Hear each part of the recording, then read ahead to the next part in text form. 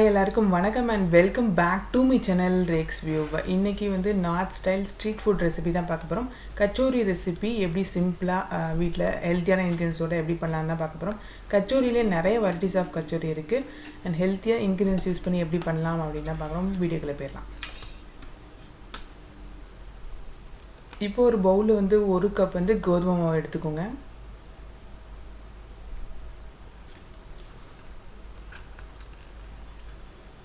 கால் spoon ஜீரகம்,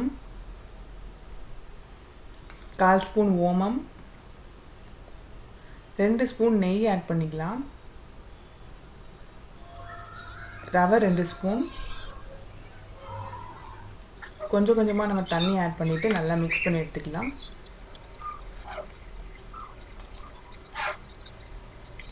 மாவு வந்து ரொம்ப ஸ்மூத்தாக வந்து பிசைய வேண்டாம். நம்ம தட்டெல்லாம் வந்து பண்ணுற ரெசிபி அதை மாதிரி நம்ம மாவு கன்சிஸ்டன்சி இருக்கணும். அப்போ தான் கச்சோரியோட இது நல்லா வரும். ஃபைனலாக வந்து நெய் ஆட் பண்ணிவிட்டு க்ளோஸ் பண்ணி வச்சுக்கலாம். இதுக்கு வந்து ஒரு கிரேவி பண்ணுவோம். இதில் வந்து நம்ம வந்து உருளைக்கிழங்கு யூஸ் பண்ணிக்கலாம். இல்லை நம்ம ஸ்வீட் ரெசிபி அதோட ஹெல்த்தியாக பண்ணணும் அப்படின்னா நம்ம ஸ்வீட் பொட்டேட்டோ யூஸ் பண்ணி நம்ம வந்து இந்த கிரேவி பண்ணிக்கலாம். ஏதாவது ஒரு கிரேவி ஸ்வீட் பொட்டேட்டோ யூஸ் பண்ணி பண்ணணும்னா இருந்தாலும் இந்த ரெசிபி யூஸ்ஃபுல்லாக இருக்கும். இல்லை வெந்தயக்கீரை வச்சு நம்ம எதாவது ரெசிபி பண்ணுறதுனாலும் இந்த கிரேவி யூஸ்ஃபுல்லாக இருக்கும்.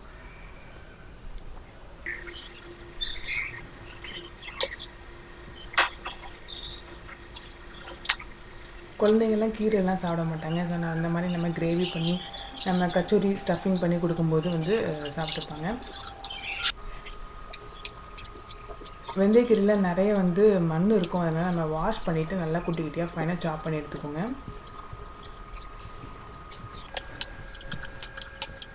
வெங்காயம் வந்து 2 இது நல்லா ஃபைனாக சாப் பண்ணி எடுத்துக்கோங்க.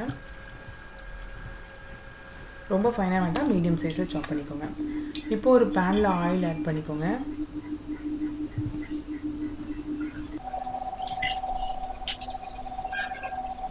ஜிஞ்சர் கார்லிக் ஆட் பண்ணிக்கோங்க. கிரேவிக்கு நல்ல ஒரு ஃப்ளேவர் கொடுக்கும். ஒரு 3 வத்தல். இப்போ நம்ம சாப் பண்ணி வச்சுக்கிட்டு இந்த வெந்தயக்கீரை ஆட் பண்ணிக்கலாம். வெங்காயம், கேரட்டை நல்லா துருவி ஆட் பண்ணிக்கோங்க. வேர்க்கடலை ஒரு 4 ஸ்பூன் வரைக்கும் ஆட் பண்ணிக்கோங்க. ரொம்ப வந்து வதங்க வேண்டாம், ஓரளவு லைட்டாக சாட்டேட் பண்ணி எடுத்துக்கோங்க. வத்தல் பொடி, தனியா பொடி 1 ஸ்பூன், மஞ்சள் தூள் ஒரு 1/4 ஸ்பூன், கரம் மசாலா 1/4 ஸ்பூன். இதுக்கு தேவையான சால்ட் ஆட் பண்ணிக்கோங்க. டொமேட்டோவை நல்லா வந்து ஃபைனாக வந்து அரைச்சி வச்சுட்டு அதுக்கப்புறம் ஆட் பண்ணிக்கோங்க. ஒரு டொமேட்டோ ஆட் பண்ணியிருக்கேன்.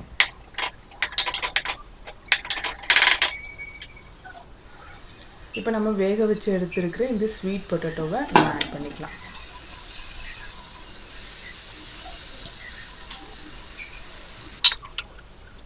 பொட்டேட்டோவுக்கு நான் சால்ட் ஆட் பண்ணலை, அதனால் ஃபைனலாக லைட்டாக தேவையான சால்ட் ஆட் பண்ணிவிட்டு மிக்ஸ் பண்ணி எடுத்துக்கோங்க. கிரேவி ரெடி ஆகிடும்.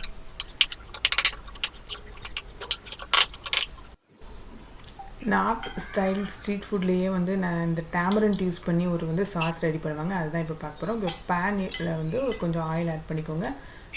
சோம்பு வந்து ஒரு 1/4 ஸ்பூன் ஆட் பண்ணிக்கோங்க. ஜிஞ்சர் நல்லா பொடிசாக துருவி வந்து அதை ஆட் பண்ணிக்கோங்க. கார்லிக்கும் நல்லா வந்து ஃபைனாக சாப் பண்ணிட்டு ஆட் பண்ணிக்கோங்க. இது லைட்டாக சாட்டேட் பண்ணிக்கலாம். புளியை நல்லா வந்து கரைச்சி எடுத்துக்கோங்க. ரொம்ப தண்ணியாக இருக்கக்கூடாது, கட்டியாக கரைச்சி எடுத்துகிட்டு ஃபில்டர் பண்ணிக்கோங்க. இப்போ நம்ம அதை ஆட் பண்ணிக்கலாம்.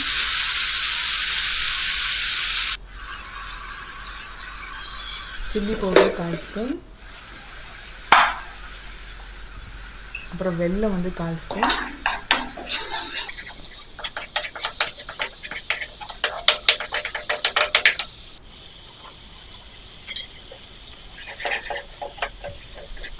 நல்லா ஒரு பேஸ்ட் கன்சிஸ்டன்சி வர வரைக்கும் நல்லா வந்து மிக்ஸ் பண்ணி எடுத்துக்கோங்க. க்ரீன் சட்னிக்காக ஒரு ஜாரில் வந்து புதினா எடுத்துக்கோங்க. உங்கள் காரத்துக்கு ஏற்றாப்பில் வந்து மிளகாய் எடுத்துக்கோங்க. ஜிஞ்சர் கார்லிக் இதுக்கு தேவையான வந்து உப்பு ஆட் பண்ணிவிட்டு நல்லா கிரைண்ட் பண்ணி சட்னி பதத்துக்கு எடுத்துக்கோங்க.